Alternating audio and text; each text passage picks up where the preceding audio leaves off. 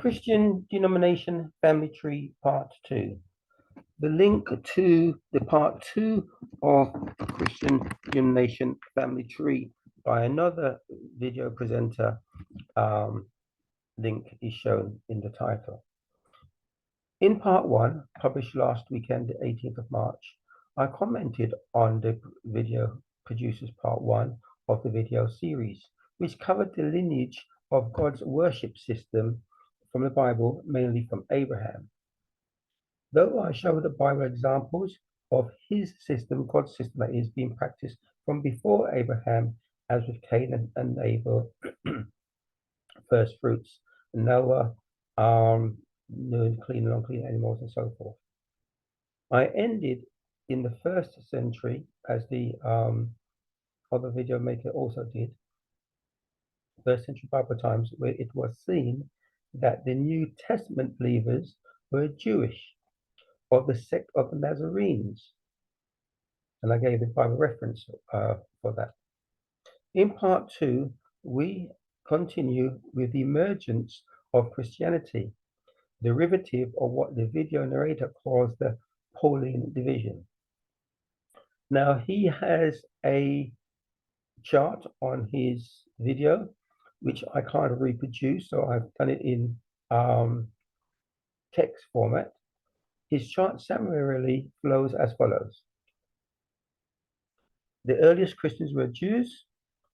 They divided into Gnostic, Pauline, and Jewish Christians, also called Ebonite and Nazarenes, according to his chart. Continuing the Pauline section, the B section that I've got here, that led to Ante-Nicene Church, which led to the Council of Nicaea in 325 CE or AD, as some may prefer to know it as, which led to the Council of Constantinople in 361 CE. That divided into two divisions of Arian Christians, who the narrator says went extinct, and the Nicene Christians. From here, the Church of Rome hijacked the ministry and continued with further formalizing of what doctrines should be taught and followed under the banner of being that these doctrines came from the Bible. The link at the bottom of this study will give some more information on that. The next stage being the Council of Ephesus in 431 CE, the Council of Chaldean in 451 CE, and the 5 Pentateuch, which basically, as the narrator says, 5 cities, major cities of Rome, were under Roman control. Now, the narrator then focuses on the two main divisions. Firstly, the Eastern Orthodox Church and their subdivisions. Secondly, the Roman Catholic. So what we have is a line from the Pauline division of his chart through the different councils of Rome and ending up with the Roman Catholic Church. My comments on the video. 1. At 3 minutes 25 seconds into the video, it is said that some groups went extinct and other new groups with the same or similar theology may have emerged, but do not have a direct connection to the original group. The similar belief groups may have emerged later, but that does not mean the form of my comment is, my response would be that the similar belief groups may have emerged later, as the narrator says, but that does not mean the former group went extinct entirely. God's way, followers who follow God's way, may never have gone extinct. Just they were not known by the authorities, either underground movements, as they were called, because of fear. Remember, at first, after Yeshua had died, or was crucified, John chapter 20, verse 19 says, "Then the same day at evening, being the first day of the week," remember it was evening, it's a Saturday evening, 4 equals at the evening, when the doors were shut, where the disciples were assembled for fear of the Jews. So that was the assembly for fear of the Jews. The fear of continuing Yeshua's way was there. What followed the apostles' teachings in the New Testament was the persecution of believers and the martyrdom of the apostles. Did God's followers go extinct when Elijah thought he was the only one left following Yahweh God in 1 Kings chapter 19:14? Or when God responded to him, said that he was not the only one, that he had 7,000 others who had not been bowed their knees or started to worship the devil. And then there was a man who said that he hid prophets in a cave and fed them with water to keep them out of sight and the knowledge of Ahab and Jezebel. So my point is, just because we do not see people practicing does not mean they went extinct. God always has a remnant, even if one person following his laws and commandments. We may not have a name for them, but God has. He calls them in the Old Testament, my people, or person, if he's a single person, as Abraham in Genesis chapter 18, verse 9, where God says, chose him and says that he knew that he would raise his children in the ways of Yahweh God. My second point is at 10 minutes 35 seconds into the video, the narrator says, in the year 1054 is when a big separation of the two big divisions came, and it could be said that is when the Roman Catholic Church started. He also says that the church was practically in the division. The church was practically started in the 1st century under the Church of Rome. It just took until 1054 for singular leader, let's say winner, to emerge from the various Roman division to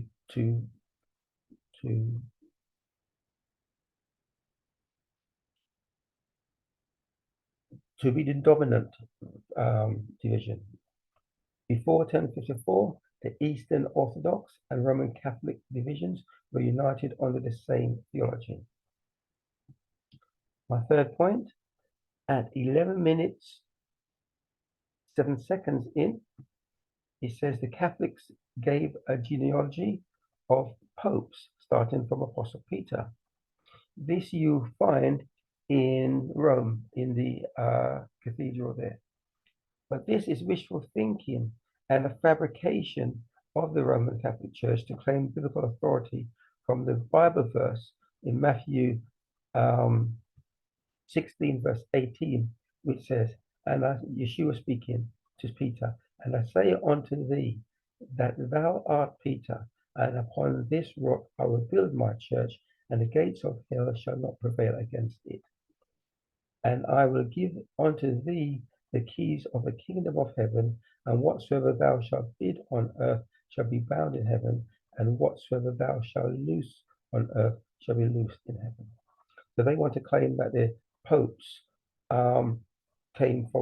descended from Peter up until present day, or at least up until 1054. Note at 1153 minutes in, these bishops were just appointed bishops of Rome, or these people who were called popes.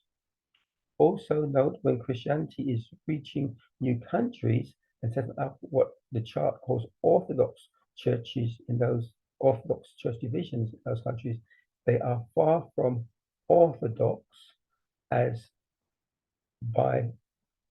taught by God, Yeshua, or his apostles. In other words, they weren't authentic teachings. They were just teachings by the Catholic Church.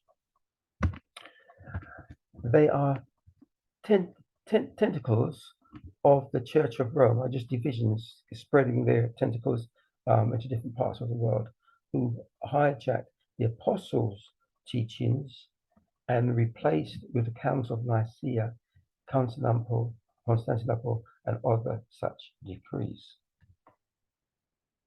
As I said, the video at the end of the The study gives further information. At 17 minutes 55 seconds, the Roman Catholic Church, the narrator says, by far the largest church in all of Christianity, with over 1 billion members, representing more than 50% of all Christians. That means these Christians believe is in the Church of Rome, which the Church of Rome created, and not necessarily teachings from the Bible.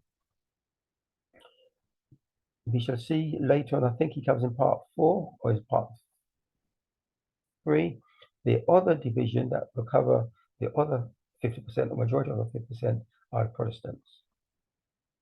I am yet to view part 3 of the video series, but suspect it will focus on the other major half of Christianity, as I said, that came out of the Roman Catholic Church, the Protestants, and who will include the Church of England. But by then, they had already adopted all the Council of Nicaea teachings. The changes made by the Church of Rome was to use Paul's New Testament epistles to reinterpret what he was actually teaching and to whom the apostles were teaching. For further studies, see the Apostles' Doctrine series, of which part 1 is on this YouTube channel link here. The Romans practiced a religious system called Mithraism. It was a pagan worship system which incorporated beliefs and practices from former empires traceable back to Egypt.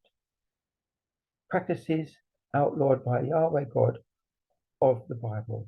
For example, in Deuteronomy chapters 4 verse 19, it says, unless thou lift up thine, just God speaking to the nation of Israel, his people, unless thou lift up thine eyes unto heaven, and when thou seest the sun and the moon and the stars, even all the host of heaven should be driven to worship them, or tempted to worship them and serve them, which Yahweh thy God hath divided unto all nations under the whole heaven. Deuteronomy 17 verse 3. And have gone and served other gods and worshipped them, either the sun or moon or any of the hosts of heaven, which I have not commanded. So the worship of the sun and planetary was from ancient times.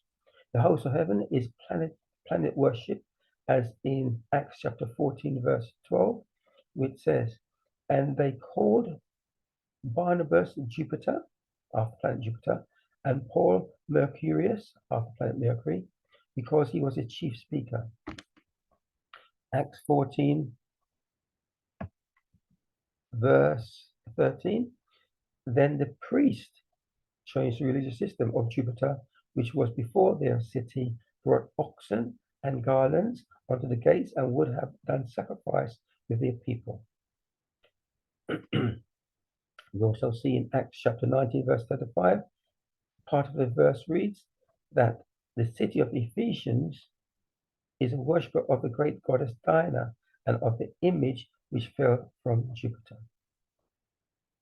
It is such opposing beliefs of pagan worship and worship of Yahweh God and practices that it was outlawed for Jews to mix with Gentiles, people of other nations and their faiths, and Romans to mix with Jews.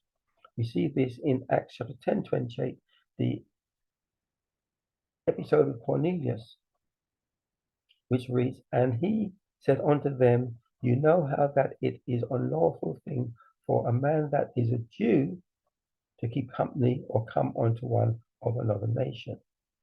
And Acts chapter 16:21, which says, and teach customs which are not lawful for us to receive, neither to observe, being Romans.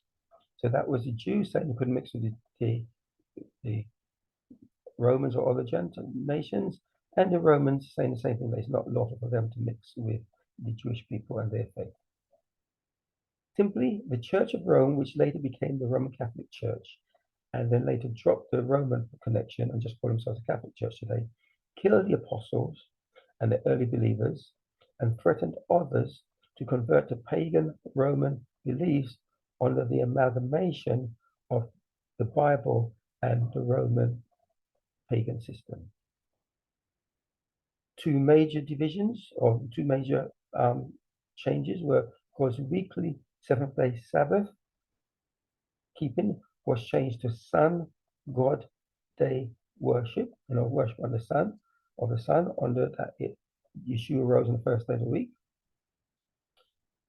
So that was under the guise to say that Yeshua rose on the first day of the week, which is called Sunday. But the first day of the week is not Sunday. The first day of the week actually starts at our Saturday evening. If you look at Mark chapter 16, verse 9, in the King James Version of the Bible, where it actually says the first day of the week, or early part of the first day of the week. And in Genesis chapter 1, verses 3 and 5 and 13, we know that God's day starts in the evening at sunset. So the early part would be equivalent to what we today call Saturday evening. Not the word Sunday doesn't start till 12 hours later, say at midnight, if sunset was at 6 p.m. Saturday evening.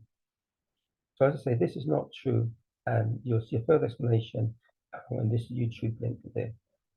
Another major change was basically stop getting people worshiping God's appointed times, such as those of Leviticus chapter 23, which God says are his appointed times to have holy convocations, holy gatherings to honor him. So those were taken away and replaced with pagan ones as Christmas, Easter, etc. Under the deception, I said that Jesus was born around December 25th, died on Good Friday, because the misunderstanding the word Sabbath wasn't talking about the weekly Sabbath, but the annual Sabbath of Passover. So he died on a Wednesday and not on Friday. And he spent 3 days and 3 nights in the tomb and rose, as it says in Mark chapter 6, verse 9, the early part of the first day of the week. So as I said, they took away all the days of worship of God, whether the weekly or the annually, and changed other things. But there are too many Bible teachings to list all the things that they change. So I suggest that Church of Rome change and the deceptions they impose. So I suggest searching for and viewing a few of these teachings on the YouTube channel with these 2 links below. And as I said, the second link is some of the changes by the Council of Nicaea. Shalom.